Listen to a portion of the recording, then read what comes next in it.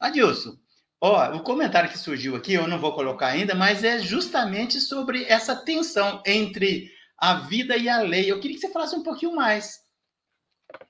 Tudo bem.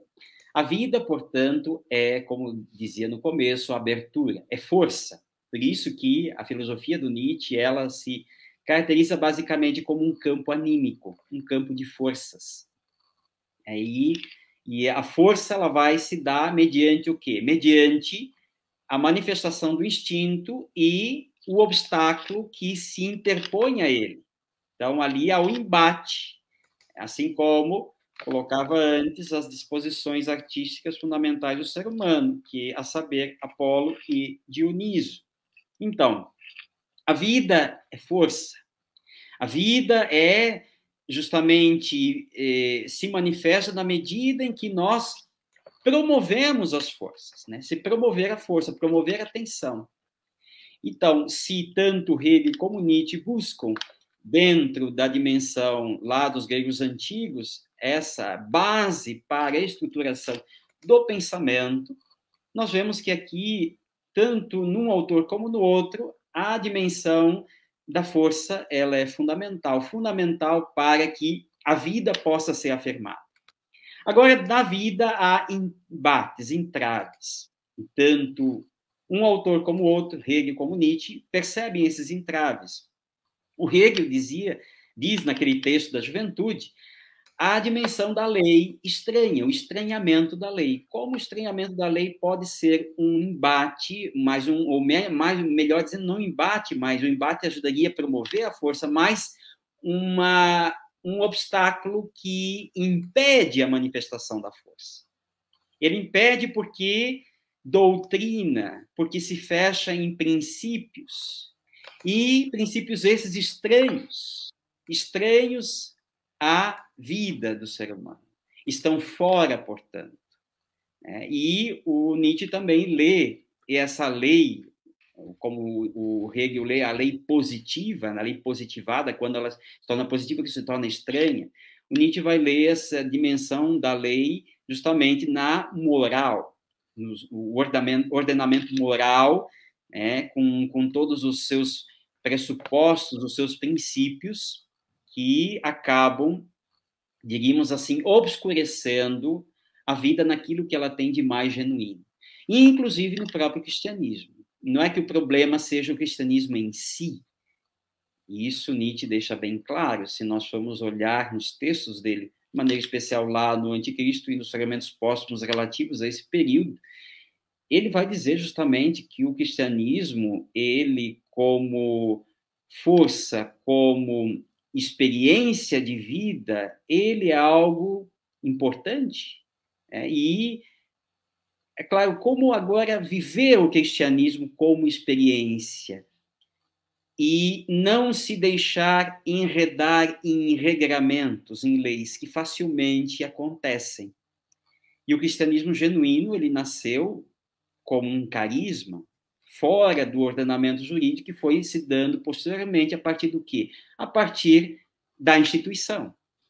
Então, quando se institucionaliza, no caso, a fundação das primeiras comunidades vão se tornando institucionalizadas, vem o regramento moral e acaba eliminando aquilo que é de mais genuíno da vivência do cristão.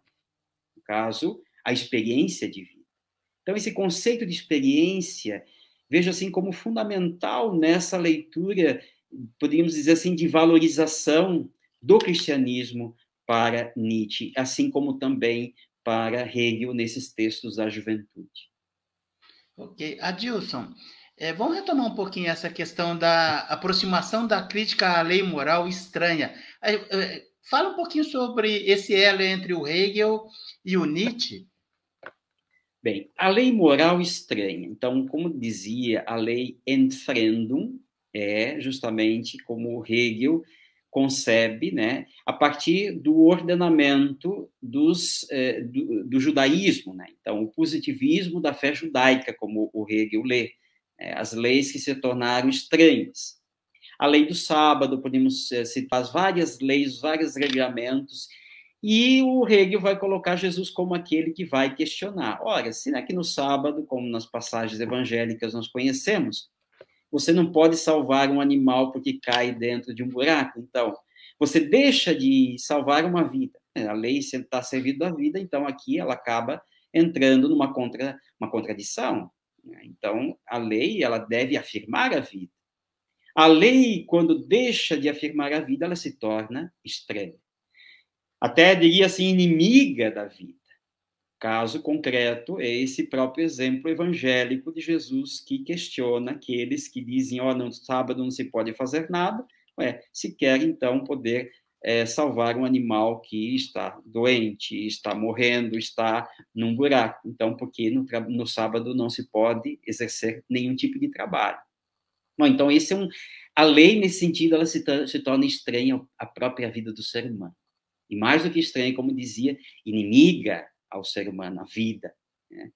E Nietzsche, isso vai operar justamente com relação à dimensão do tema da moral. O tema da moral que se depreende justamente, que também vai se expressar, de alguma forma, a partir de certos regramentos presentes na instituição.